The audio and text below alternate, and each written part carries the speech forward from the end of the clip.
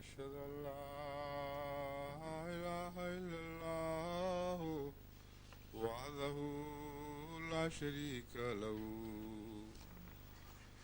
وأشهد أن محمدا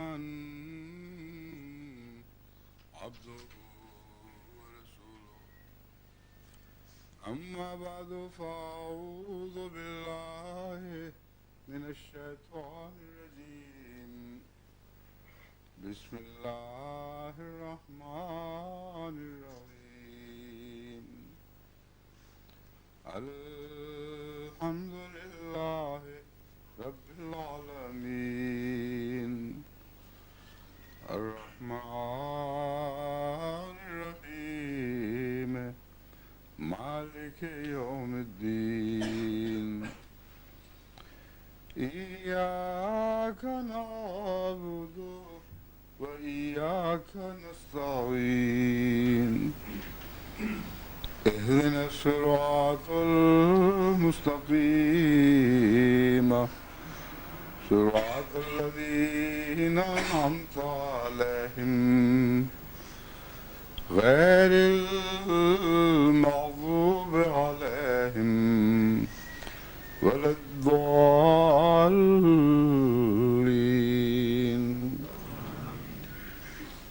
والله الذي لا إله إلا هو الملك القدوس السلام المؤمن المهيمن العزيز الجبار المتكبر سبحان الله عما يشركون. آج اللہ تعالیٰ کے فضل کے ساتھ جماعت احمدیہ ہالینڈ کا 16واں جلسہ سالانہ منعقد ہو رہا ہے اور کل انشاءاللہ جماعت UK کی مجلس شورا اور وہ بھی 16ویں مجلس شورا ہے منعقد ہوگی. امیر صاحب کی طرف سے تاکیدی پیغام ملا ہے کہ وہ چونکہ میری وہاں شورا میں عدم موجودگی کو محسوس کریں گے اس لیے ان کے لیے کچھ دلداری کا انتظام ہونا چاہیے.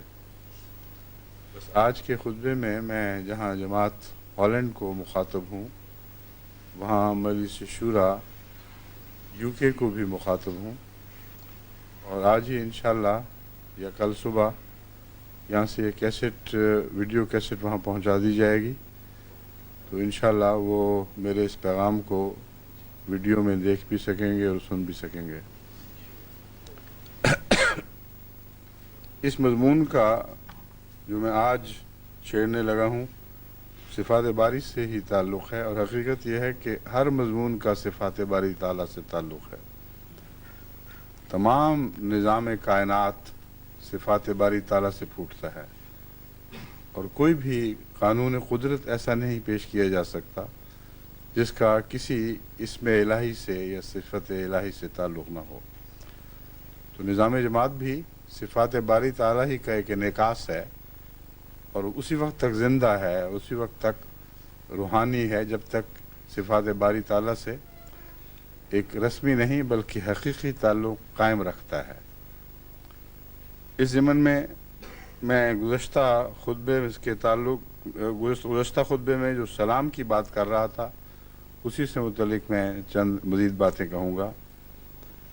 سلام سے مراد ہے مکمل امن، کسی قسم کا خوف نہیں، تسکین قلب، طمانینت قلب، ہر وہ چیز جو ہر خوف سے آزاد کر دے اور آزاد اپنی ذات میں بھی اندرونی اندیشوں اور ہیجانوں سے آزاد کر دے، اس کا اصل کامل نام سلام ہے.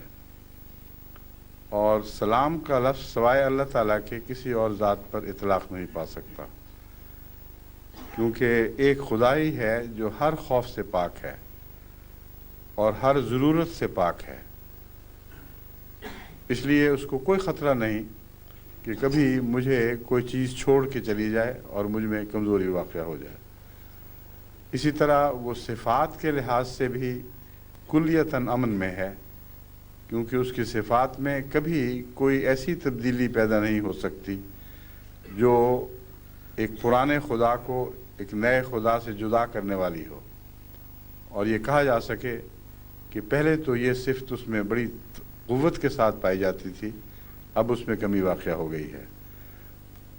اور یہ وہ چیز ہے جو میں نے پہلے بھی بیان کی تھی، اللہ کو زمانے سے پاک قرار دیتی ہے اور زمانے سے بالا قرار دیتی ہے۔ ہر دوسرا شخص چاہے بڑی سے بڑی قوت کا مالک ہو، اس کی قوت میں انحطاط ہے، وہ ایک وقت تک عروج کر رہا ہوتا ہے اور اس عروج کے بعد پھر انحطاط پذیر ہو جاتا ہے۔ جب وہ عروج کر رہا ہوتا ہے تو اس کا ماضی نامکمل رہتا ہے، اور ہمیشہ انسان واپس دیکھ کر یہ کہہ سکتا ہے کہ میں تو اتنا کمزور تھا، اتنا کمزور تھا، اتنا کمزور تھا، اور رفتہ رفتہ مجھ میں یہ طاقتیں آئیں تو میں مکمل ہوا۔ لیکن حقیقت یہ ہے کہ یہ اس کی تکمیل محض ایک نسبتی چیز ہے، وہ کبھی بھی مکمل نہیں ہو سکتا۔ جو رفتہ رفتہ ترقی کر کے طاقت پکڑتا ہے وہ ایک ایسی منزل کی طرف رواں ہے جس کا اسے کوئی علم نہیں کہ کمال کہاں ہے اور کس مقام پر جا کر کمال حاصل ہوگا، اور کمال سے پہلے اس کا زوال شروع ہو جاتا ہے۔ بس ہر چیز یا بلند ہوتی ہوئی دکھائی دے رہی ہے یا زوال پذیر دکھائی دے رہی ہے۔ روز کا سورج بھی ہمیں یہی پیغام دیتا ہے، بس نہ سورج کے لیے امن ہے، نہ انسانی طاقتوں کے لیے امن ہے جو رفتہ رفتہ ترقی بھی کرتی ہیں اور پھر تنزل بھی اختیار کرتی ہیں، مگر ایک خدا کی ذات ہے جو زمانے کے ان تاثرات سے بالا ہے اور اسے زمانے کی تبدیلیاں چھو نہیں سکتی۔ اس لیے حضرت مسیح موعود علیہ السلام نے سلام کی تفسیر میں یہ لکھا ہے کہ سلام وہی ذات ہے جو ہر خطرے سے پاک ہو، اندرونی خطرہ ہو یا بیرونی خطرہ ہو۔ اندرونی خطرے کی بات میں نے کھولی ہے، بیرونی خطرے کے لحاظ سے جب تک وہ قادر اور توانا نہ ہو وہ سلام نہیں ہو سکتا۔ جب تک اسے قدرت نہ ہو کہ اگر کوئی چیز اس سے روگردانی کرتی ہے تو وہ اس سے بہتر پیدا کر سکتا ہے، اور اگر نہ بھی پیدا کرے تو اپنی ذات میں وہ اس کا محتاج نہیں ہے۔ جب تک یہ نہ ہو اس وقت تک وہ ذات سلام نہیں کہلا سکتی۔ بس حضرت مسیح موعود علیہ السلام نے جو سلام کی تعریف فرمائی اس میں حقیقت میں بہت سی دوسری صفات جلوہ گر دکھائی دیتی ہیں۔ ایک لفظ سلام میں بکثرت خدا تعالیٰ کی دوسری صفات تعلق رکھتے ہوئے اپنے جلوے دکھاتی ہیں، اور اسلام کو سمجھنا ہو تو سلام کو اس پہلو سے سمجھنا ضروری ہے۔ قرآن کریم میں اللہ تعالیٰ حضرت ابراہیم علیہ السلام کے متعلق فرماتا ہے کہ اللہ نے اسے فرمایا اسلم وقال اسلمت لرب العالمین، اے ابراہیم سلام ہو جا، سلامتی میں آ جا، اسلم اپنے آپ کو میرے سپرد کر دے۔ یہ دونوں معنی اس ایک لفظ اسلم میں شامل ہیں۔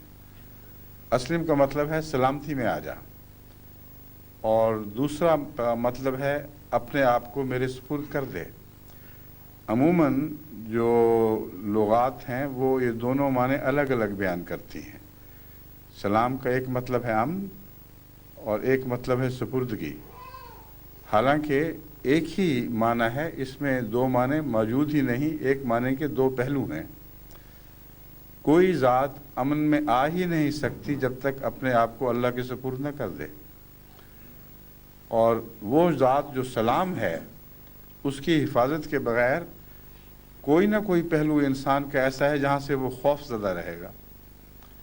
صرف سلام ذات ہے جو ہر پہلو سے خوف کے خلاف ایک ایسا قلعہ ہے جس کے اندر خوف داخل ہو ہی نہیں سکتا، ایسا ایک مضبوط حصار ہے جس کے اندر خوف کو داخل ہونے کی اجازت نہیں ہے.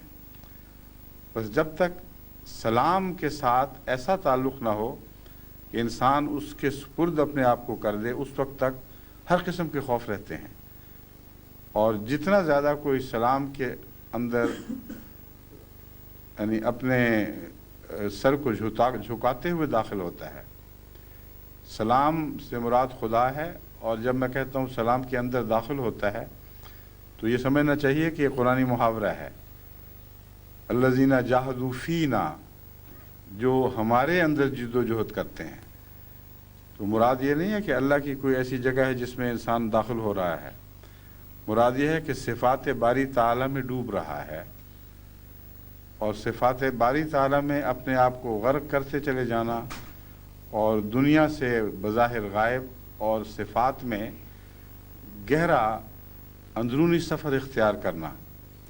یہی دراصل جاہدوا فینا کا معنی ہے کہ جو لوگ ہمارے اندر جد و جہد کرتے ہیں ہم خود ان کو پکڑ کر ان کی ہدایت کے سامان کرتے ہیں. تو سلام کے پہلو سے یاد رکھنا چاہیے کہ سلام میں بھی جب تک خدا یعنی سلام کی ذات میں مومن اپنے آپ کو غائب نہیں کرتا، اس وقت تک جس پہلو سے اس نے اپنے آپ کو الگ رکھا ہوا ہے وہ پہلو اس کا خطرے میں ہے. اب اللہ تعالیٰ کی عجیب شان ہے. میں نے بتایا تھا کہ حضرت یوسف علیہ السلام کے حوالے میں چونکہ انہوں نے امین خدا کے تعلق سے اپنے آپ کو امانت دار بنایا، تو اللہ تعالیٰ نے کس طرح ان کے سپرد خزانے کیے، ان کے سپرد وہ بھائی کر دیے جو ان کو بے ایمان بددیانت سمجھتے تھے، اور ہر ایک دنیا والے کی گردن ان کے سامنے جھکا دی. بالکل یہی مضمون حضرت ابراہیم علیہ السلام کے تعلق میں بھی دکھائی دیتا ہے. اللہ تعالیٰ نے فرمایا اسلم. ابراہیم نے کہا اسلمت لرب العالمین، میں تو پہلے ہی فرما بردار ہوں. جب آگ میں جھونکنے کا وقت آیا تو اس وقت خدا تعالیٰ نے جو آگ سے مخاطب ہو کے فرمایا ہے، یہ حضرت ابراہیم کے اسلام میں داخل ہونے کی بہت عظیم گواہی ہے. یا نار کونی بردم و سلامن علی ابراہیم، اے آگ ابراہیم پر ٹھنڈی ہو جا اور سلام بن جا، کیونکہ یہ میرا بندہ ہے، سلام کا بندہ ہے، اور سلام کے بندے کو کوئی خطرہ نہیں ہے. بس وہ لفظ سلام بتاتا ہے کہ حضرت ابراہیم کے حق میں، ان کے اسلام کے حق میں اللہ تعالیٰ نے ایک عظیم دائمی گواہی دے دی کہ واقعی وہ بندہ اس دعوے میں سچا تھا کہ اسلمت لرب العالمین. سلام کے تعلق میں جہاں تک نظام جماعت کا تعلق ہے، ہم سلام ہی کو نظام جماعت میں کار فرما دیکھتے ہیں، اور اس پہلو سے سلام کا ایک گہرا تعلق غنی سے ہے. خدا تعالیٰ کی صفات میں سے ایک صفت یا اسماء میں سے ایک اسم غنی ہے. غنی وہ شخص ہوتا ہے یا وہ وجود ہوتا ہے جس سے اگر کوئی اپنا تعلق توڑ لے یا اپنی مدد اس کو بند کر دے تو اس کی ذات میں ایک ذرہ بھی فرق نہیں پڑتا.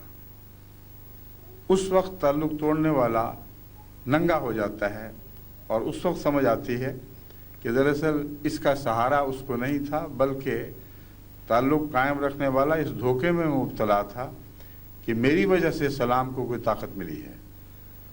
بس وہ ذات غنی کہلاتی ہے. پھر جو سلام ہو وہ غنی بھی ہوگی، جس کو کسی ذات سے کسی تعلق میں کوئی خطرہ نہیں، وہ از خود غنی بھی بن جاتی ہے.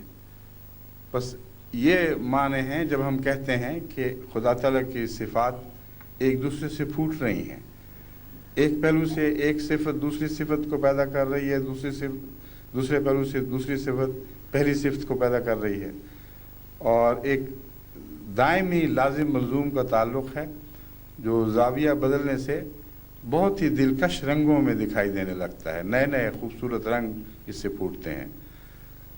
بس غنی وہ ذات ہے کہ جس کو احتیاج کوئی نہیں، اور سلام کے یہ معنی یہاں ہوں گے کہ خدا کی ذات کو اگر تم اس سے تعلق جوڑو گے تو کوئی فائدہ اس حد تک نہیں ہوگا کہ وہ تم اسے کچھ دے سکتے ہو، اور جب تم تعلق کاٹو گے تو اس سے کچھ لے نہیں سکتے، اس کی طاقت سے کچھ نکال نہیں سکتے۔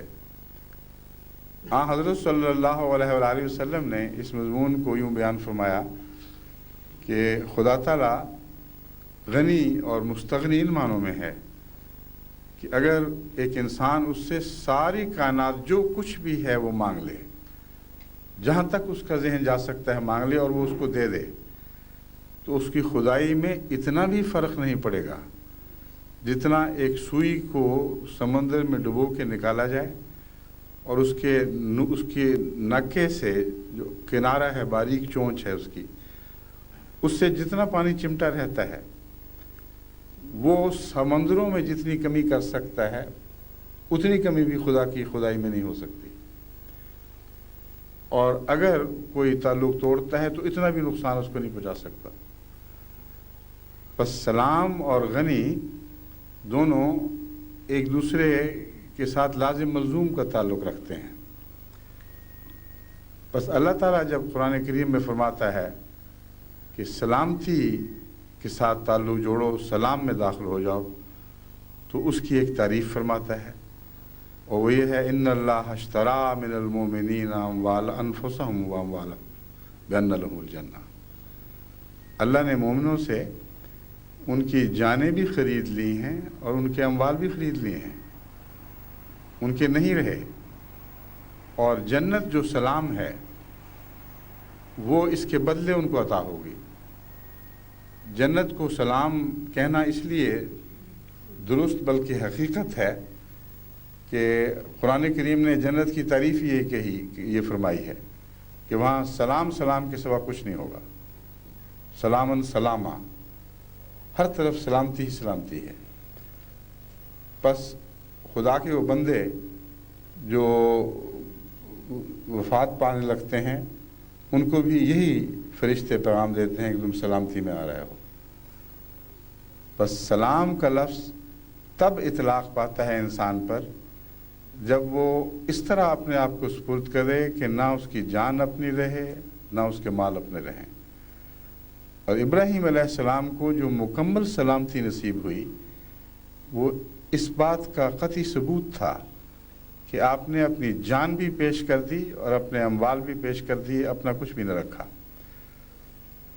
ایسی صورت میں جب سلام خدا اس کا جواب دیتا ہے تو سب کچھ اس کا ہو جاتا ہے، کوئی چیز بھی اس کے دائرہ قدرت سے باہر نہیں رہتی، اس کی ہر خواہش خدا پوری فرماتا ہے، اور ایسے طریق پر پوری فرماتا ہے کہ انسان کا تصور بھی ان باتوں کا نہیں پہنچ سکتا۔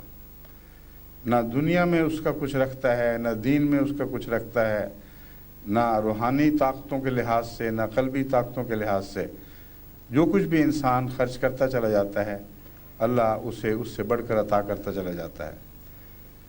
بس سلام ان معنوں میں بھی ہے کہ اس کو جو دو گے وہ ضائع نہیں ہو سکتا، ہر دوسری چیز ضائع ہو سکتی ہے، مگر جو خدا کے سپرد کیا جائے وہ کبھی ضائع نہیں ہو سکتا۔ ہر دوسری چیز کم ہو سکتی ہے مگر جو خدا کے سپرد کیا جائے وہ کم کبھی نہیں ہو سکتا۔ اس سلام کا تعلق رحمانیت اور رحیمیت سے بھی ہے، اور یہ مضمون چونکہ پھر زیادہ وسیع ہو جائے گا اس لیے میں مختصراً اسی حوالے سے رحیمیت سے اس کا تعلق بتاتا ہوں کہ زمیندار جو زمین میں بیج پھینکتا ہے، جو کوئی دانہ مٹی میں ملا دیتا ہے، رحیم خدا اس میں سے کچھ بھی رکھتا نہیں بلکہ جو رکھتا ہے اس سے بہت زیادہ عطا کر دیتا ہے۔ جو رکھتا ہے دراصل وہ نقص والے دانے کو رکھ لیتا ہے، اسے واپس نہیں کرتا، کیونکہ نقص والے دانے اگر پھوٹیں تو نقص والے بیمار بیج پیدا کریں گے۔ ان میں سے صحت مند کو اختیار فرماتا ہے، اور صحت مند کو پھر اتنا بڑھا دیتا ہے کہ اس کے مقابل پر جو دانے رکھے گئے ان کی کوئی حیثیت ہی نہیں رہتی۔ یہی نظام ہے جو پیدائش اور تولد کے ساتھ تعلق رکھتا ہے۔ عرب ہا عرب، جراثیم بظاہر ضائع ہو رہے ہیں اور ان کے بدلے انسان کو جو ازدواجی تعلقات میں منسلک ہو کچھ بھی نہیں ملتا. لیکن لوگوں کو یہ علم نہیں کہ خدا کا یہ نظام وہاں بھی کار فرما ہے کہ ہمیشہ اس کو واپس کرتا ہے اولاد کی صورت میں جو سب سے اعلیٰ ہو. یعنی اس مادے کے اندر جتنے بھی جراثیم ہیں ان کی دوڑ کرواتا ہے، ان کا مقابلہ کرواتا ہے. ان میں سے جو کمزور ہیں، جو ناقص ہیں، وہ وہاں اس مقام تک پہنچ ہی نہیں سکتے جہاں جا کر انہوں نے پھر بچے کی شکل اختیار کرنی ہے. اور جو پہنچ جاتے ہیں غلطی سے یا کسی آدمی میں کمزور ہو سب جراثیم، تو پھر وہ پنپتے نہیں. پنپیں گے تو بیمار بچے کو پیدا کریں گے. لیکن اس میں بھی ایک خاص اللہ کا فضل ہے جو بیمار بچے کی صورت میں بھی ہمیں دکھائی دے رہا ہے. بیمار بچہ پیدا کرنے کا نقص خدا کا نہیں، قانون قدرت کا نہیں. وہ جو کچھ بھی گیا تھا اس میں سب سے اچھا وہ بھی بیمار ہی تھا. تو اسے لوٹا کر ہمیں سبق دیا گیا ہے کہ تمہارے اندر زیادہ سے زیادہ جو صلاحیت تھی وہ یہ تھی، اور اس صلاحیت کو کم سے کم اس شکل میں دے دینا کہ وہ باہر نکل کر ایک آزاد زندگی اختیار کر سکے. یہ بھی اللہ کا فضل و رحم ہے، ورنہ تمہاری صلاحیت سے یہ بات بڑھ کر تھی. بس جو یہ نظام ہے کہ خدا رکھتا نہیں واپس کرتا ہے، یہ تمام کائنات پر حاوی ہے، اس میں کوئی استثناء نہیں ہے. جو رکھتا ہے اس سے بہتر واپس کرتا ہے، اور جو رکھتا ہے اس کے رکھنے میں فضل ہے. بس جتنے بھی بیج ہیں یا پھل نشو و نما پاتے ہیں یا کائنات میں جتنی بھی زندگی کی قسمیں ہیں، یہ امتحانات میں آزمائی جاتی ہیں. ان میں سے ہمیشہ جو سب سے بہتر ہے وہ نشو و نما پا کر آئندہ زمانے میں اس جنس کی نمائندگی کا حق حاصل کرتی چلی جاتی ہے. یہ ایک نظام ہے، کوئی اتفاقی حادثہ نہیں. بس ڈارون نے جب کہا کہ سروائیول آف دا فٹسٹ، تو اس کو کچھ بھی نہیں پتا تھا کہ فٹسٹ ہوتا کیا ہے. اس نے سروائیول آف دا فٹسٹ کو اتفاقی حادثات یا موسمی حادثات کا نتیجہ قرار دیا. یہ بالکل غلط ہے. یہ فٹسٹ کا نظام اتنا گہرا ہے اور اتنا باریک در باریک ہے کہ اگر آپ سارے اس نظام پر غور کریں تو اتفاقی حادثہ کے نتیجے میں فٹسٹ کے بچنے کا سوال ہی پیدا نہیں ہوتا. اتفاقی حادثات کے نتیجے میں اکثر گندے اور بیمار اور ناقص وجود اوپر آئیں گے اور شاذ کے طور پر کوئی اچھا وجود اوپر ابھرے گا.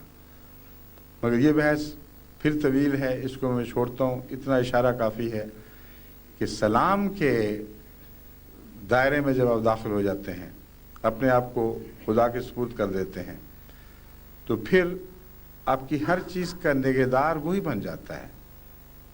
ہر خطرے سے آپ کو بچاتا ہے، آپ کے اندرونی نقائص پر بھی نظر رکھتا ہے، کیونکہ آپ نے اندرونی طور پر بھی اپنے نفس کو ترک کر کے اس کے حضور سر تسلیم خم کر دیا. تو ایسا شخص جو سلام کے تعلق میں آ جائے، سلام کی چادر اوڑھ لے، اس کو پھر کوئی خطرہ نہیں ہے. اس کے تمام کام پھر اللہ خود بناتا ہے. جیسا کہ ابراہیم علیہ السلام کی مثال میں نے دی، تو اسلام کی تعریف اللہ نے یہ فرمائی، ان اللہ اشتری من المؤمنین انفسهم واموالهم بان لهم الجنہ. کہ مومنوں سے خدا نے ان کی جانوں کا بھی سودا کر لیا ہے، ان کے اموال کا بھی سودا کر لیا ہے. اور چونکہ وہ سلام ہے اس لیے غنی ہے. نظام جماعت کو کوئی شخص اپنی مدد کھینچ کر، مدد کا ہاتھ کھینچ کر، یا اپنی دولت واپس لے کر، یا مالی مدد سے ہاتھ اٹھا کر ایک ادنا ذرہ بھر بھی نقصان نہیں پہنچا سکتا. ہاں، اپنا نقصان کرے گا. بس مجلس شورا جو یو کے میں منعقد ہو رہی ہے، میں ان کو پوری طرح حوصلہ دلاتا ہوں کہ اپنی طور پر وہی کریں جو خدا کرتا ہے. یعنی اسلام کے جو طور اور انداز ہیں وہ اختیار کریں. ناقص بیج کو بے وجہ اس خوف سے کہ ہمارے اندر کمی نہ آئے اوپر نہ لائیں، اور جو اچھا ہے آپ کی نظر میں چاہے کمزور بھی ہو، اگر تقوی رکھتا ہے اور خدا کی سلامتی کی تعریف میں داخل ہے، اس کے اوپر اعتماد کریں۔ تمام برکتیں ایسے عہدیداران سے ہیں جنہوں نے اپنے آپ کو سپرد کیا ہوا ہے، کیونکہ ان کے گرد خدا کی سلامتی کا دائرہ ہے، ان کی حفاظت کر رہا ہے، ان کے گرد خدا کی سلامتی کی ایک فصیل ہے جو ان کو ہر خطرے سے بچائے ہوئے ہے۔ بس ایسے لوگ جب نظام جماعت میں کام کرتے ہیں تو ان کے کاموں میں بھی وہی سلامتی کی برکتیں ملتی ہیں۔ وہ لوگ جو کہتے ہیں کہ یہ تو دنیا داری ہے، جو آپ لوگ چندوں پہ زور دیتے ہیں، چندہ نہ دیا جائے یا کمزوری دکھائی جائے تو کہتے ہیں تم ووٹ نہیں دے سکتے، یہ بھی دراصل ان کا تکبر ہے، اور وہ یہ نہیں سمجھتے کہ جب وہ چندہ دیتے ہیں تو اللہ کو اس کی کوئی حرص نہیں ہے۔ دو اصول پیش نظر رکھنے چاہیے۔ اللہ اگر چاہتا تو اپنے نظام کو کسی بندے کی احتیاج سے اس طرح بھی کلیتاً پاک کر سکتا تھا کہ کسی چندہ مانگنے کی ضرورت ہی پیش نہ آتی۔ وہ جہاں سے چاہتا، جس طرح چاہتا، اپنے نظام کی ضرورتیں پوری فرما سکتا تھا۔ پھر چندے کا نظام کیوں ہے؟ اس لیے کہ سپردگی کا امتحان ہے، اور بغیر اس امتحان میں کامیاب ہوئے کوئی شخص سلامتی میں داخل نہیں ہو سکتا۔ سپردگی میں جان بھی ہے اور مال بھی ہے۔ بس جب خدا کہتا ہے کہ تم سے میں نے سپردگی کا سودا کیا ہے، تو کیسے ممکن ہے کہ ہر شخص از خود ہی اس میں پاس ہوتا چلا جائے، اس کا کوئی امتحان نہ ہو؟ بس خدا مال لیتا ہے اس امتحان کی وجہ سے کہ واقعتاً تم نے سپرد کیا ہے یا نہیں کیا۔ اگر سپرد کر بیٹھے ہو تو پھر اگلا قدم یہ ضمانت کا ہے کہ چونکہ تم سلامتی کے امتحان میں پورا اترے اور اپنے آپ کو مالی لحاظ سے بھی خدا کے سپرد کر دیا، اس لیے اب سے تمہاری مال کی حفاظت کا ذمہ دار خدا ہے۔ تمہاری ساری ضرورتیں وہ پوری کرے گا، تمہیں ہر نقصان سے وہ بچائے گا۔ اور وہ لوگ جو اپنا بھی تجربہ رکھتے ہیں اور دوسروں کا بھی تجربہ رکھتے ہیں، جو جماعت احمدیہ کی تاریخ سے واقف ہیں، وہ قطعی طور پر خدا کے پاک ناموں کی قسمیں کھا کر یہ گواہی دے سکتے ہیں، اس وعدے میں خدا ہمیشہ سچا نکلتا ہے۔ کبھی اپنی راہ میں خلوص کے ساتھ قربانی کرنے والوں کو ذلیل و رسوا نہیں کرتا، بلکہ حضرت مسیح موعود علیہ الصلوۃ والسلام تو لکھتے ہیں کہ اللہ تعالیٰ ایسے لوگ جو ولی بن جاتے ہیں، یہ ولی بھی ایسے لوگوں کی تعریف ہے جو اپنے آپ کو سپرد کر دیتے ہیں، تو انبیاء سے نیچے نیچے وہ ولی کہلاتے ہیں۔ فرمایا اللہ تعالیٰ ولی کی اولاد کو 7 پشتوں تک بھوکا نہیں رکھتا، اور 7 پشتوں تک ان کو دوسروں کے سامنے ذلیل و رسوا نہیں ہونے دیتا۔ لیکن اس مضمون میں بعض استثناء بھی دکھائی دیتے ہیں، وہ کیوں ہیں؟ اس بحث کو میں یہاں نہیں چھیڑنا چاہتا۔ غالباً اپنے ایک پرانے خطبے میں نے تفصیل سے اس مضمون پر روشنی ڈالی تھی۔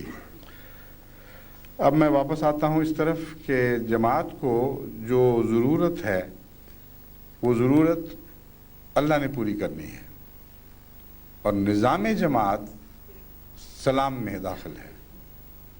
اگر نظام جماعت کا کوئی نمائندگا اس وجہ سے کسی شخص سے نظام کے خلاف رعایت کا سلوک کرتا ہے کہ سمجھتا ہے کہ اس کی ضرورت ہے، اس کے سامنے کچھ جھکنا چاہیے، وہ امیر ہے، وہ صاحب حیثیت ہے، وہ سیاسی لحاظ سے تعلق والا ہے، اس لیے اس کے سامنے اگر نظام بعض باتوں سے آنکھیں بند کر لے اور اس کے فوائد پر نظر رکھتے ہوئے اس سے نرمی کا سلوک کرے تو یہ شرک ہے، یہ سلام کے مضمون کے خلاف ہے۔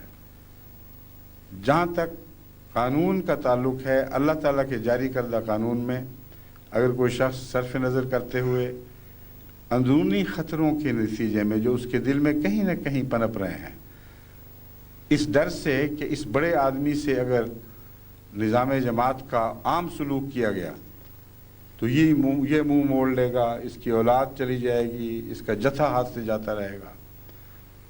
جب کوئی شخص ایسی بات سوچتا ہے تو وہ مشرک ہو جاتا ہے، اس کا حضرت ابراہیم اور ابراہیمی سلام سے کوئی دور کا بھی تعلق نہیں رہتا۔ بس بعض دفعہ بعض لوگ سمجھتے ہیں کہ ایسے معاملات میں سختی کرتا ہوں، حالانکہ میری طبیعت میں کوئی سختی نہیں ہے، مگر میری مجبوریاں ہیں۔ میں اس بات پر معمور فرمایا گیا ہوں کہ خدا تعالیٰ کی صفات حسنہ کے تابع نظام جماعت کو رکھوں، ورنہ یہ نظام تمام برکتوں سے محروم رہ جائے گا۔ اس لیے اس کے معاملے میں میرے دل میں کوئی رعایت نہیں ہے، کوئی خوف نہیں ہے۔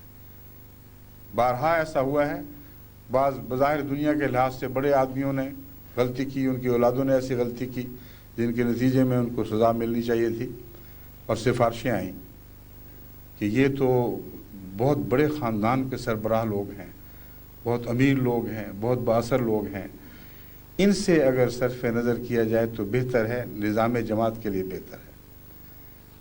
ان کو میں نے لکھا کہ اس کا مطلب یہ ہے کہ تم اس بات کے اہل ہی نہیں ہو کہ نظام جماعت کی ذمہ داریاں ادا کرو۔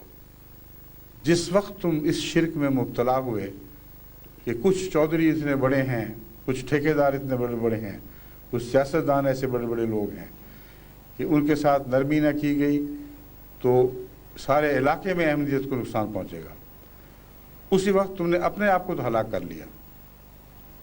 اور نظام جماعت کا جہاں تک تعلق ہے، اس کی فکر خدا پہ چھوڑو، اللہ بہتر جانتا ہے کہ اس نے کیسے کہاں سے نظام جماعت پر فضل فرمانے ہیں۔ اللہ بہتر جانتا ہے کہ نظام جماعت کو خطرے کہاں سے ہیں۔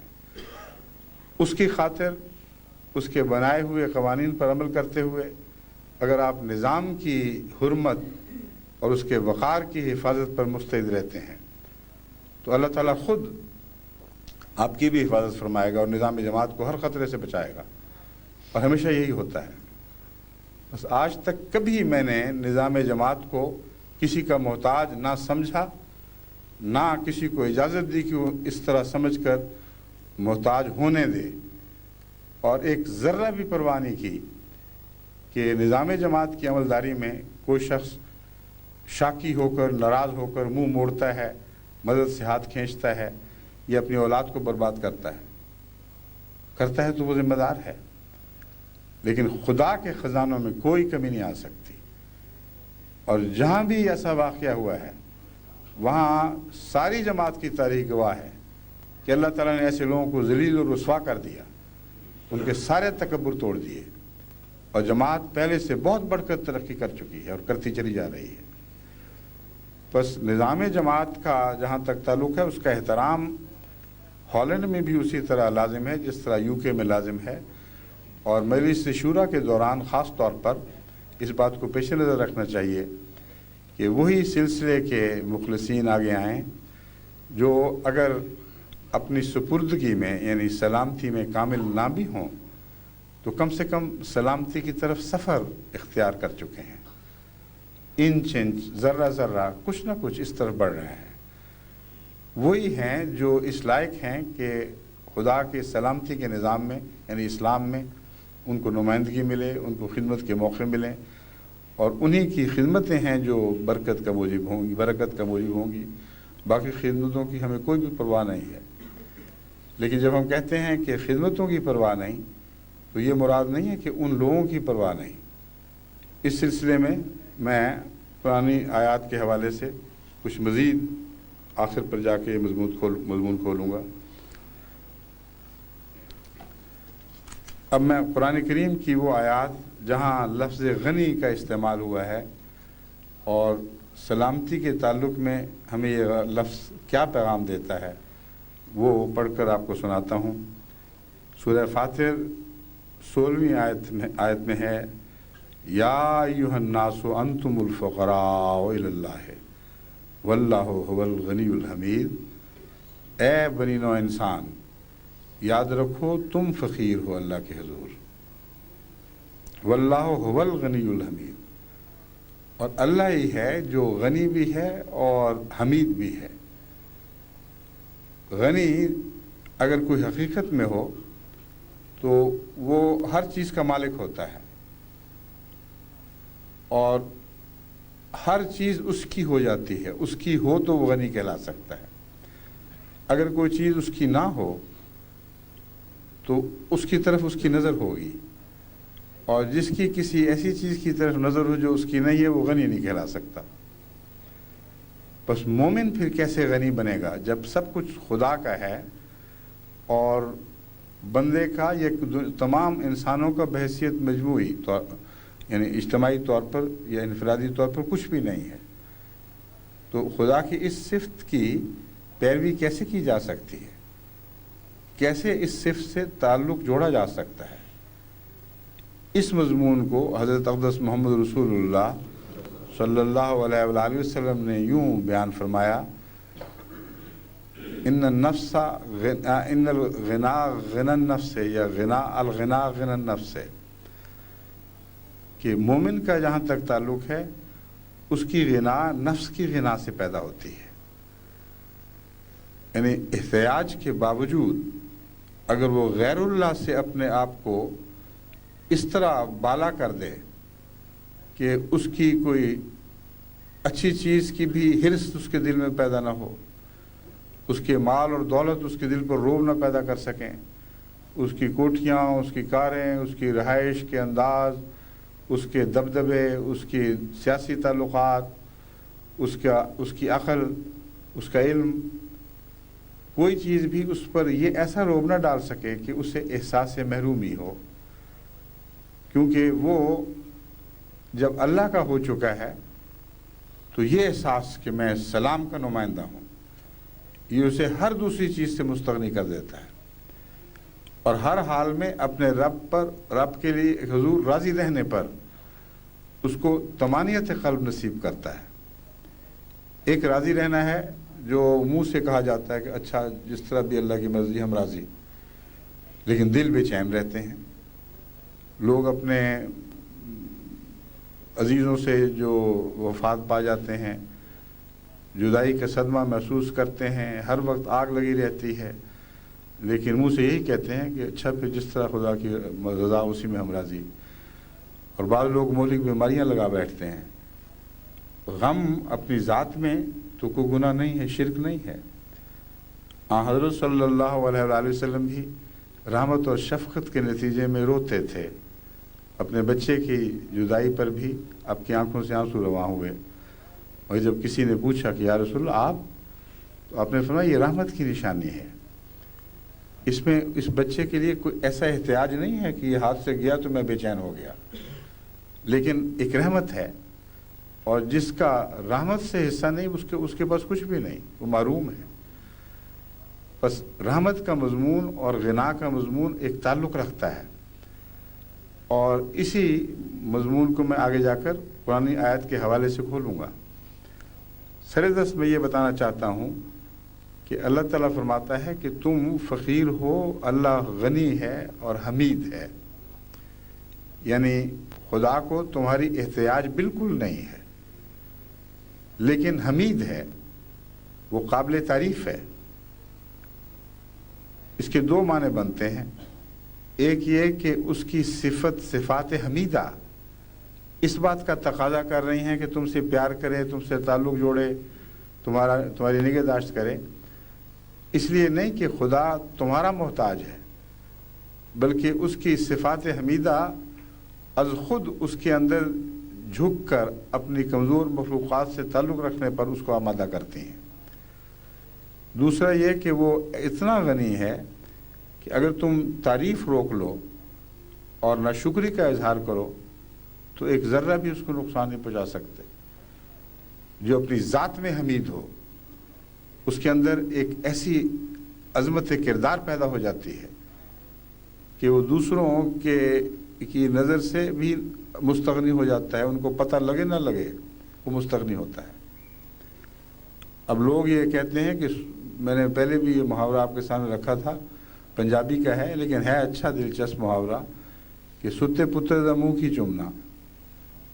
جو بچہ سویا ہوا ہے اس کو پتہ ہی نہیں کیا کر رہا ہے، لیکن مائیں تو چومتی ہیں، اس لیے نہیں کہ ان کو اس بچے کی اپریسیشن کی احتیاج ہے، اس لیے وہ حمید ہیں ان معنوں میں کہ ان کی صفات حمیدہ اس بچے سے بغیر کسی عوض کے پیار کرنے پر ان کو مجبور کرتی ہیں۔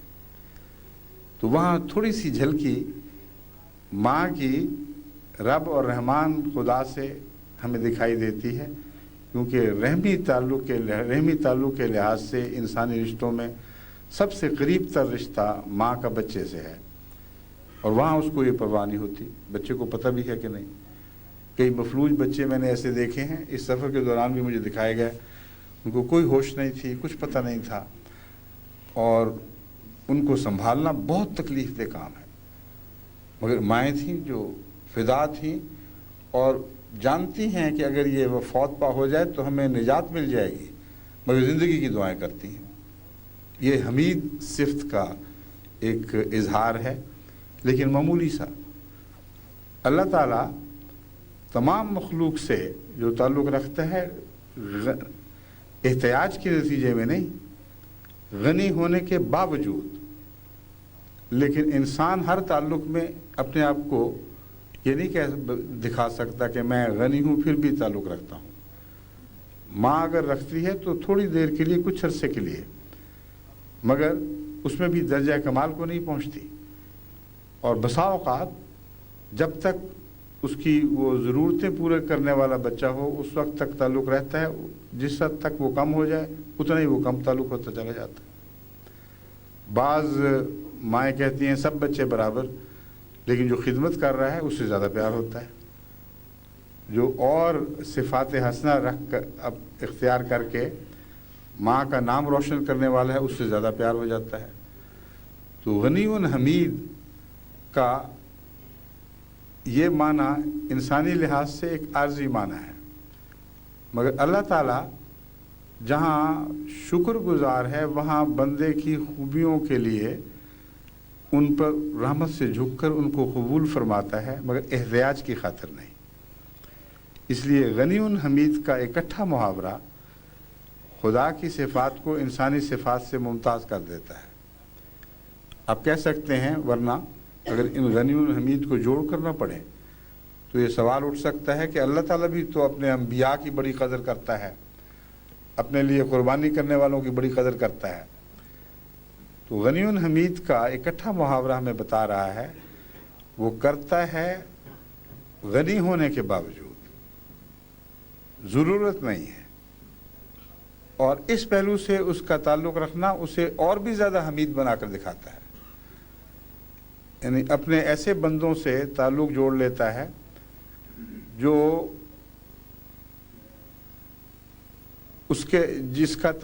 جن کا تعلق اس کی ذات میں، اس کی شان میں، اس کی کبریائی میں ایک ذرہ بھی اضافہ نہیں کر سکتا، لیکن ان سے جھکتا ہے اور ان کی بڑی شان بیان کرتا ہے، یہاں تک کہ نسلاً بعد نسلاً ان پر درود بھیجتا ہے۔ اور یہ تعلق حضرت ابراہیم کے حوالے سے پھر دوبارہ یاد آ جاتا ہے۔ اللہ تعالیٰ نے فرمایا کہ ابراہیم کے اوپر سلام بھیجا گیا ہے، ایسا سلام جو آنے والی نسلیں بھی اس پر بھیجیں گی۔ اور درود شریف میں جو ابراہیم کا نام سلام کے تعلق میں بیان ہوا ہے، یہ خدا کے اس وعدے کی پورا کرنے کا ایک نظارہ ہے۔ اللہ تعالیٰ نے ابراہیم سے وعدہ کیا تھا کہ میں تیرے ساتھ سلام کا تعلق، تو نے میرے ساتھ سلام کا تعلق باندھا ہے، میں اس تعلق کی قدر کروں گا، اور قیامت تک لوگ تجھ پر سلام بھیجتے رہیں گے۔ بس بعض لوگ پوچھتے ہیں کہ آن حضرت صلی اللہ علیہ وآلہ وسلم کے ساتھ درود میں ابراہیم کا نام کیوں آیا؟ اس کی وجہ یہ ہے کہ سلام تو سب نبیوں کے لیے آتا ہے، لیکن یعنی قرآن کریم پڑھ کے دیکھ لیں، ہر جگہ سلام کا لفظ ہے، جس کا مطلب ہے کہ سلامتی میں داخل ہوئے تھے تو ان پر سلام بھیجا گیا، مگر ایسا سلام کہ محمد رسول اللہ صلی اللہ علیہ وآلہ وسلم کے نام کے ساتھ بریکٹ کر کے اور کسی نبی کا ذکر نہ کرنا اور صرف ابراہیم کا کرنا، یہ ایک ایسی عظیم امتیازی شان ہے جو اسی مکالمے کی یاد دلاتی ہے۔ اسلم قال اسلم قال اسلمت لرب العالمین، جب تیرے رب نے ابراہیم سے کہا کہ اسلام قبول کر، کہا میں تو اسلام قبول کر چکا ہوں. اتنا کامل اسلام جیسا ابراہیم کا تھا کسی اور نبی کو نصیب نہیں ہوا سوائے محمد رسول اللہ. بس ایک دین سلام ابراہیم کا تھا، ایک دین سلام جو اسلام بن کر ابھرا وہ حضرت محمد رسول اللہ کا دین ہے. اور اس کا نقطہ یہی ہے کہ خدا کے سپرد اپنا سب کچھ کر دیا جانتے ہوئے کہ یہ کچھ بھی نہیں ہے. خدا کی خدائی میں اس سے ایک ذرے کا بھی اضافہ نہیں ہو سکتا تھا. ابراہیم اگر منہ موڑ لیتا تو خدا کو کیا نقصان پہنچنا تھا، مگر دل کی گہرائی سے یہ کہا ہے میں سلام قبول کر چکا ہوں، میں اسلام لے آیا ہوں، تجھے سلام جانتا ہوں، تجھ میں اپنا سلام دیکھتا ہوں. اور خدا نے ہمیشہ ہمیش کے لیے سلامتی سے اس کا نام رکھا. اس قدر بڑھا کر دینے والا ہے وہ، تو وہ غنی پھر کیوں نہ ہو. جو اس کے بظاہر اس کے سپرد ہوتے ہیں، یعنی اپنا سب کچھ اس کے سپرد کرتے ہیں، ان سے وہ ایسا سلوک فرماتا چلا جاتا ہے کہ وہ ان کی قربانی خدا کے سلوک کے مقابل پر حقیر اور بھی حقیر اور بھی حقیر ہوتی چلی جاتی ہے، یہاں تک کہ اس کی کوئی بھی حیثیت باقی نہیں رہتی. جو کچھ ابراہیم کو عطا ہوا ہے اس کے مقابل پر جو ابراہیم نے خدا کو دیا تھا اس کا موازنہ تو کر کے دیکھیں، کچھ بھی نہیں تھا. دنیا کی جو قدروں کے لحاظ سے اگر ناپا جائے صرف ایک روح کی قدر تھی جو عظیم الشان تھی، اور اسی قدر پر خدا نے نظر رکھی اور اس قدر کے نتیجے میں ظاہری قربانی معمولی ہونے کے باوجود بے انتہا ادا فرمایا. بس یہ خدا جو سلام بن کر ابھرتا ہے یہ غنی ہوتے ہوئے حمید ہے. یہ نقطہ ہے جو آپ کو اچھی طرح ذہن نشین کرنا چاہیے. اگر آپ کسی سے غنی ہوں اور پھر حمید بھی ہوں تو ایسے شخص سے آپ متکبر نہیں ہو سکتے. بس جہاں اللہ تعالیٰ فرماتا ہے کہ تم سب لوگ اپنے قربانیاں روک لو، میرا کچھ بھی نقصان نہیں پہنچا سکو گے، وہاں اپنی رحمانیت کا بھی حوالہ دیتا ہے. بس وہ اگلی آیت جس میں یہ مضمون ہے سورہ محمد سے لی گئی ہے، آیت 39. اس میں اللہ تعالیٰ فرماتا ہے ہا انتم ہاؤلائے تدعون لتنفقوا فی سبیل اللہ فمنکم من یبخل ومن یبخل فانما یبخل عن نفسہ واللہ الغنی وانتم الفقراء وَإِن تَتَوَلَّوْا يَسْتَبْدِلْ قَوْمًا غَيْرَكُمْ ثُمَّ لَا يَكُونُوا أَمْثَالَكُمْ. دیکھو ہا انتم ہاؤلائے، سنو تم وہ لوگ ہو کہ جن کو بلایا گیا اس طرف لِتُنْفِقُوا فِي سَبِيلِ اللَّهِ کہ اللہ کی راہ میں خرچ کرو. اب ہا انتم ہاؤلائے سے پتہ چلتا ہے کہ اعزاز ہے جس کا ذکر ہو رہا ہے. اے لوگوں تم سوچ نہیں رہے کہ کتنا بڑا اعزاز ہے کہ خدا نے تمہیں چن لیا قربانیوں کے لیے، تمہیں فرمایا کہ تم آؤ، تم سے توقعات رکھی، اور پھر بدنصیب ایسے ہیں تم میں سے فَمِنْكُمْ مَنْ يَبْخَلُ کہ تم میں سے ایسے بھی ہیں جو بخل کرتے ہیں. اور خدا کی راہ میں بخل کرنا ثابت کرتا ہے کہ وہ اللہ کو موتی نہیں سمجھتے بلکہ اپنے گھر کی کمائی سمجھتے ہیں، اپنے ہاتھ کی ہوشیاری، اپنے ذہن کی چالاکی سمجھتے ہیں. کہتے ہیں ہم نے تو بڑی محنت سے کمایا ہے، بڑے دن رات جاگے اس کے لیے، ہوشیاریاں کی، باقی سب بیوقوفوں کو کیوں نہ دولت مل گئی. ہمارے ذہن کی جو بالادستی ہے، برتری ہے، اس نے ہمیں یہ سب کچھ عطا کیا ہے. اور آ جاتے ہیں چندے مانگنے. وہ جب یہ کہتے ہیں تو اللہ تعالیٰ فرماتا ہے فَمِنْكُمْ مَنْ يَبْخَلُ وَمَنْ يَبْخَلْ فَإِنَّمَا يَبْخَلُ عَنْ نَفْسِهِ کہ یاد رکھو جو تم میں سے بخل کرے گا وہ اپنے آپ سے بخل کر رہا ہے، خدا سے بخل نہیں کر رہا. اس ذات سے تعلق توڑ رہا ہے جو دینے والی ہے. جب اس کے سامنے تم سر اٹھاؤ گے تو دو باتوں میں سے ایک چیز ضرور ہوگی، اور یہ بخل کرنے کا جو مضمون ہے یہ دو طرح سے کھلتا ہے. اول یہ کہ ایسے شخص کی دولت اس کو کبھی کوئی سکون نہیں پہنچا سکتی. ہزار قسم کی علائشیں لگ جاتی ہیں اس دولت میں، کئی قسم کے نقصانات، کئی قسم کے فکر، کئی قسم کی بددیانتیاں، اور پھر حکومت کی پکڑ کا خوف اور مصیبتیں اور औलाद की बरकत जाती रहती है, घरों के सुकून उठ जाते हैं, और ऐसी दौलत के मुतालिक समझ नहीं आती कि इससे सुकून ख़रीदा कैसे जाए। क्योंकि जो बुखल है, जो खुदा से बुखल करता है, वो दुनिया में भी बखील हो जाता है, और उसकी दौलत ऐसी है जैसे बैंक में जमा है, उससे उसको कोई भी फ़ायदा नहीं। तो एक तो ये तरीक़ है जिससे खुदा बताता है कि तुम दरअसल अपने ख़िलाफ़ बुखल करते हो।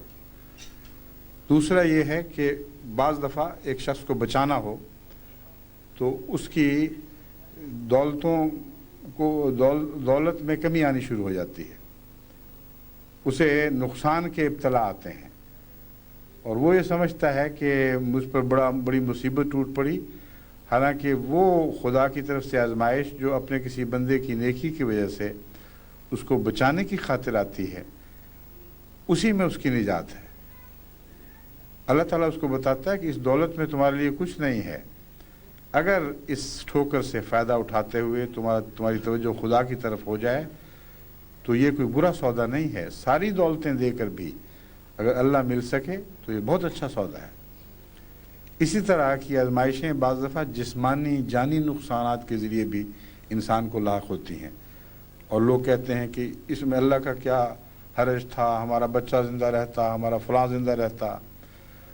तो दरअसल वो बुखल वहाँ दिखाते हैं और भूल जाते हैं कि ये सब अता खुदा की थी, अपने हाथ से कुछ भी नहीं किया। हज़रत मसीह मौऊद अलैहिस्सलाम जो मोहम्मद रसूलुल्लाह सल्लल्लाहु अलैहि वसल्लम की ग़ुलामी में सबसे बड़े आरिफ बिल्लाह पैदा हुए हैं, आप फरमाते हैं सब खुदा की अताओं का जिक्र करके सब कुछ तेरी अता है, घर से तो कुछ न लाए। अजीम मज़मून है कि जो कुछ भी है हम अगर तेरी राह में कुछ खर्च करते हैं तो वो क्या है, कहाँ से लेके आए थे, तूने ही अता किया है। बस ऐसा शख्स जिसकी हर वक्त खुदा पर यह नज़र हो कि जो कुछ अता हुआ है तूने किया है, अपने घर से हम कुछ नहीं लाए, ऐसा शख्स कभी भी खुदा के हुजूर बखील नहीं हो सकता। और जब वो बखील नहीं होता तो फिर अल्लाह खुद रहमत का सलूक फरमाता है और सब कुछ नहीं मांगता। वल्लज़ीना युमिनून बिल्लाहि युनफ़िक़ून फ़ी, मैं अभी बताता हूँ, ला रैब फ़ीहि हुदल लिलमुत्तक़ीन अल्लज़ीना युमिनून बिलग़ैबि व युक़ीमूनस सलाता व मिम्मा रज़क़नाहुम युनफ़िक़ून, कि जो कुछ भी हमने उन्हें अता किया है हम सारा उनसे वापस नहीं मांगते। मिम्मा रज़क़नाहुम युनफ़िक़ून, उसमें से कुछ वापस मांगते हैं ताकि देखें कि वो एहसान फरामोश तो नहीं, वो भूल तो नहीं गए कि किस ज़ात ने उनको दिया था, और पेश करते वक्त किस तरह पेश करते हैं। ये सारी आजमाइशें मोमिन के इस्लाम की आजमाइशें हैं दरअसल, जिनमें वो अपनी जहालत की वजह से बसा औक़ात पूरा नहीं उतरता तो कई किस्म के इब्तलाओं में वो मुब्तला हो जाता है, और उसका बुखल जो खुदा की तरफ हो रहा है वो दरअसल अपनी ज़ात के लिए होता है, उसके सिवा उसका कोई नतीजा नहीं निकलता। अल्लाह ताला फरमाता है वल्लाहुल गनी व अंतुमुल फुक़रा, ए बेवकूफ़ो, अल्लाह तो गनी है, तुम्हारा हाथ रोक लेना उसको कोई नुकसान नहीं पहुँचाएगा।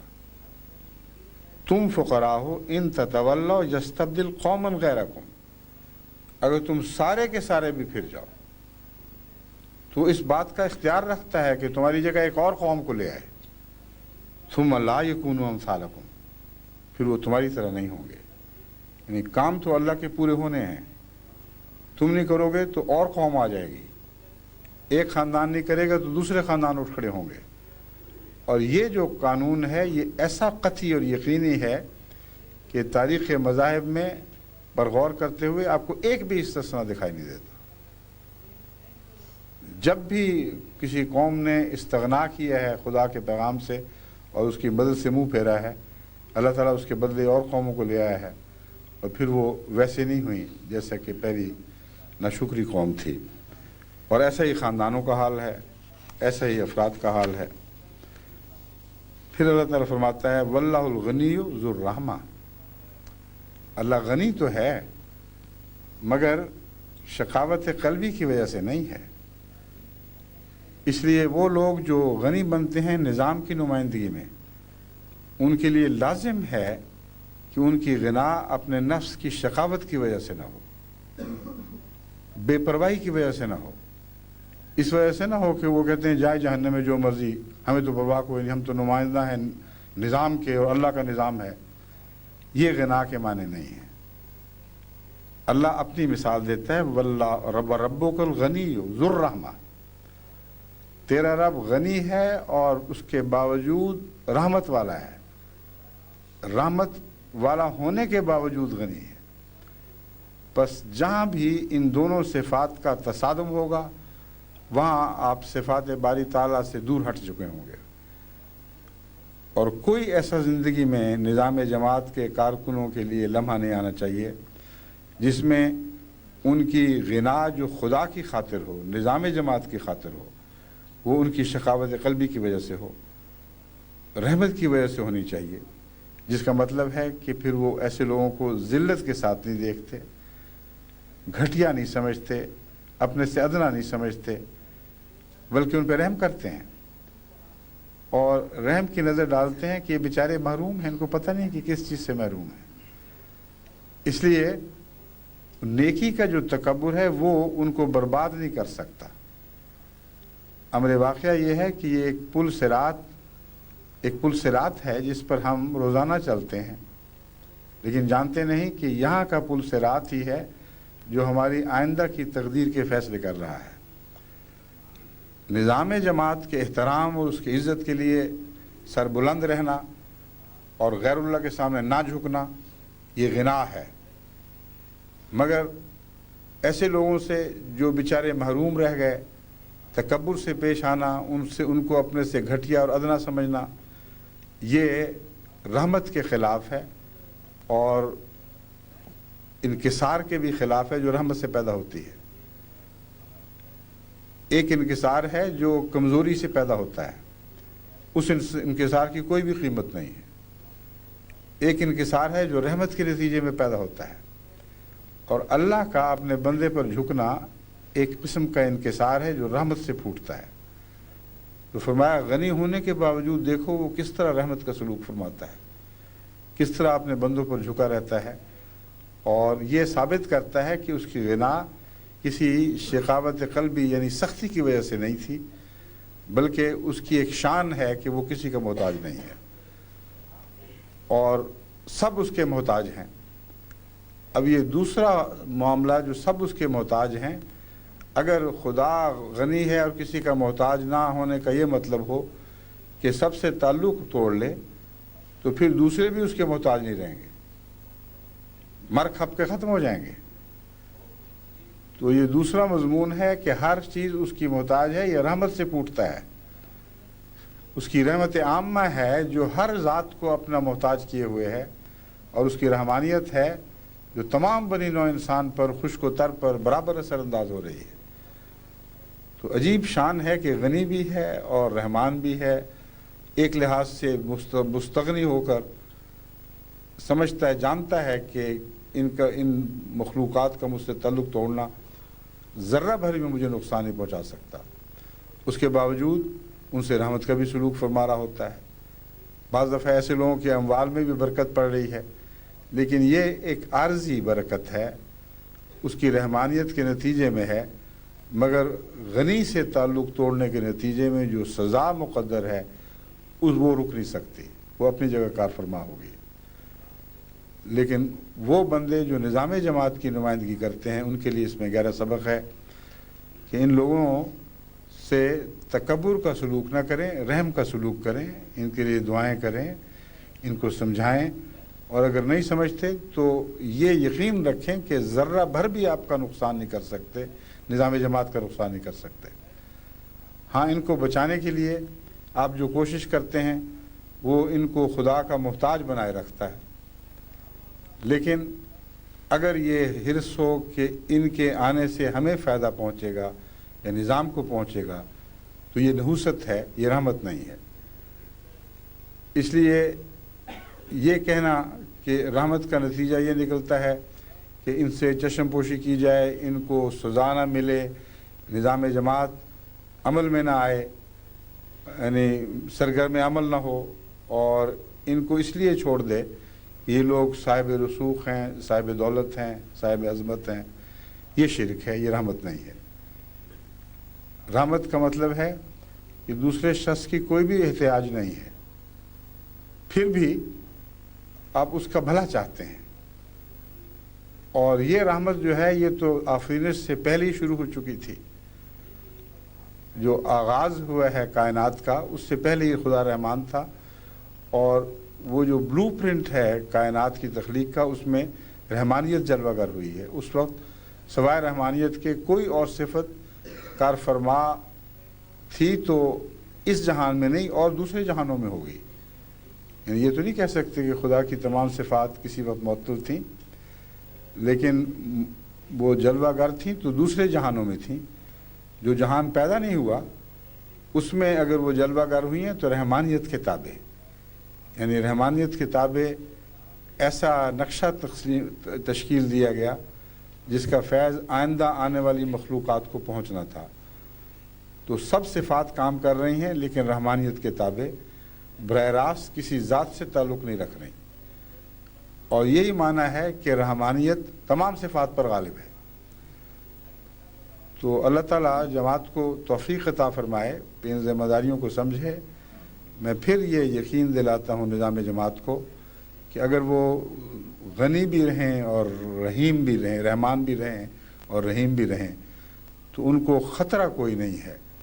بے دھڑک نظام جماعت پر عمل کریں، ایک ادنا بھی غیر اللہ کا خوف نہ رکھیں۔ کوئی بڑا جدا ہو کر آپ کو نقصان نہیں پہنچا سکتا، لیکن آپ اگر بڑے بنیں گے تو اپنے آپ کو نقصان پہنچائیں گے۔ اس لیے ان کے جواب میں رحمت اور انکسار کا تعلق قائم رکھیں، باقی باتیں خدا پر چھوڑ دیں۔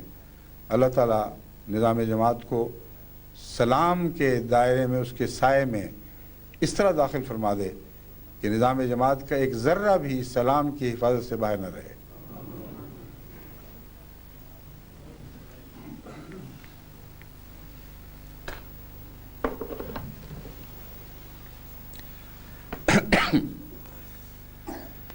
الحمدللہ نحمده ونستعینه ونستغفره ونؤمن به ونتوکل علیہ ونعوذ باللہ من شرور انفسنا ومن سیئات اعمالنا من یهده اللہ فلا مضل له ومن یضللہ فلا هادی له ونشهد أن لا إله إلا الله وحده لا شريك له ونشهد أن محمدا عبده ورسوله عباد الله رحمكم الله إن الله يأمر بالعدل والإحسان وإيتاء ذي القربى وينهى عن الفحشاء والمنكر والبغي يعظكم لعلكم تذكرون اذكروا الله يذكركم وادعوه يستجب لكم ولذكر الله أكبر